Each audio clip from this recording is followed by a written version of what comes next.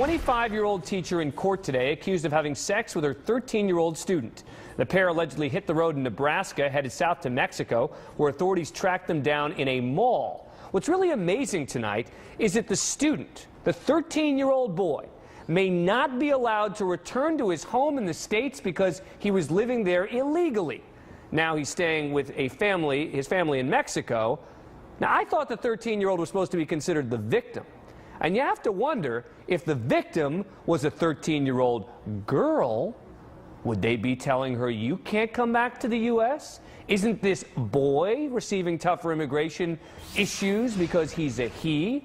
Here now is defense attorney Vikki Ziegler, former prosecutor Monica Lindstrom, and Associated Press reporter Oscar Garcia, who has covered the story. Thanks a lot to all of you. Appreciate it.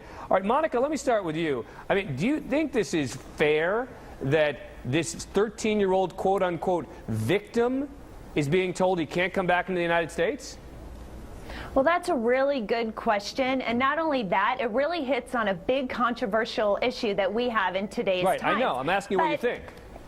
Well, it's not really about the kid, Dan. It's about the sexual predator that we need to get off the street. Right, but she's off the street. She's off the street. Now the question is, there's a 13-year-old boy, and let me take this one to you, Vikki. There's a 13-year-old boy who's in Mexico, supposedly kidnapped, right? Yes. By this woman who's older. She's taking him there to have sex with him. I think if this was a 13-year-old girl, even if she was an illegal, that immigration might be a little soft. They might feel sorrier for her. Instead, they're thinking, oh, this 13-year-old boy's having a good time with this hot mama.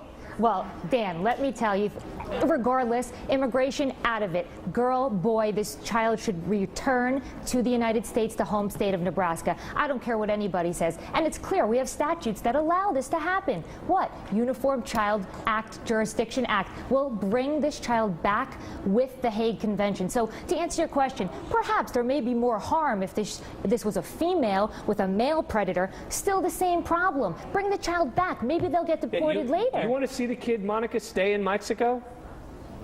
Well, we have laws in this country that keep out illegal aliens, and unfortunately, no matter how unfair it seems, that's what we have in this case. We have a sexual predator that caused this entire problem, and because of that, she needs to be prosecuted. So even though this is a big issue, this right here is not about the kid. It's about the predator. I understand, but the predator, look, the predator's done. All right, she's facing federal charges. She's got a list of charges that she's facing. Let me bring in Oscar here. All right, Oscar, so as a practical matter, right now, this kid is being told you cannot come back to the United States yet? Right now, he's been told that he can't return to the United States, but Mexican authorities have told him to keep in touch just in case he's needed to testify in a possible criminal trial. Oh, so he'll be able to come back if they need him to testify, but otherwise he stays in Mexico? Outrageous.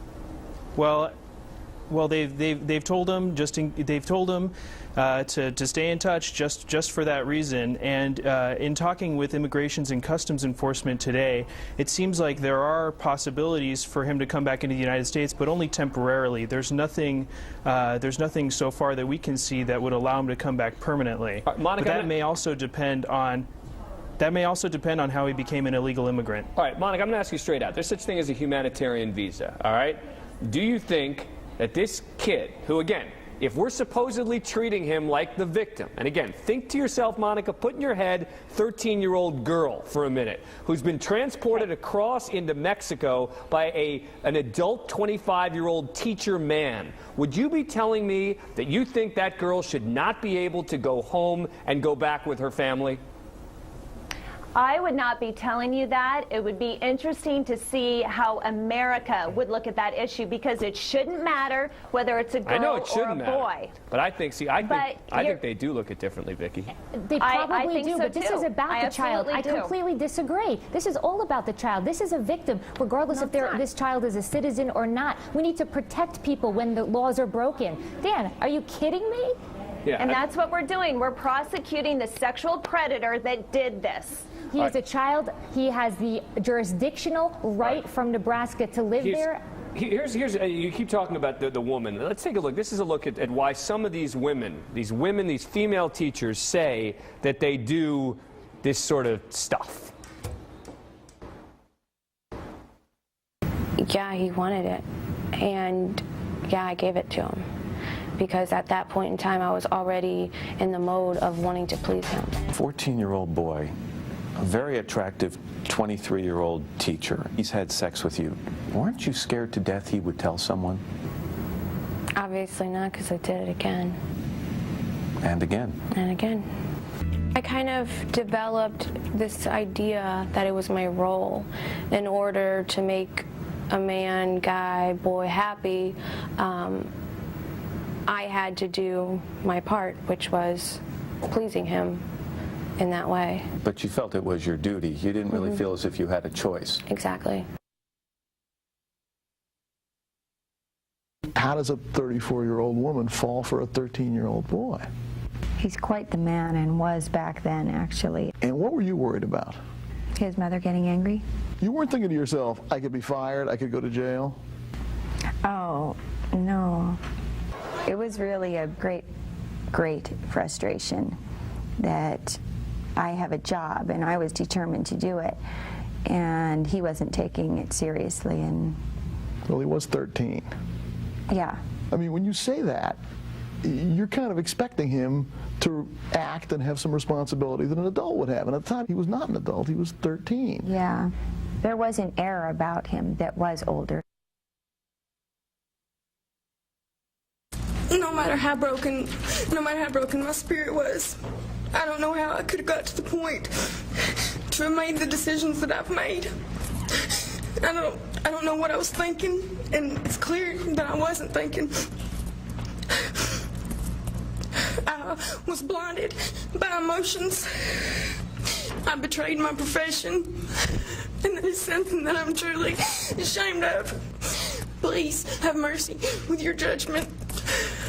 All right, so Vikki, now we see that all these Looney Tune women, all right, they all got their crazy reasons for why they're doing this stuff. And he wanted it, blah, blah, blah. You know, we hear this, and now you picture this other woman, this latest case of a 25-year-old taking this 13-year-old into Mexico.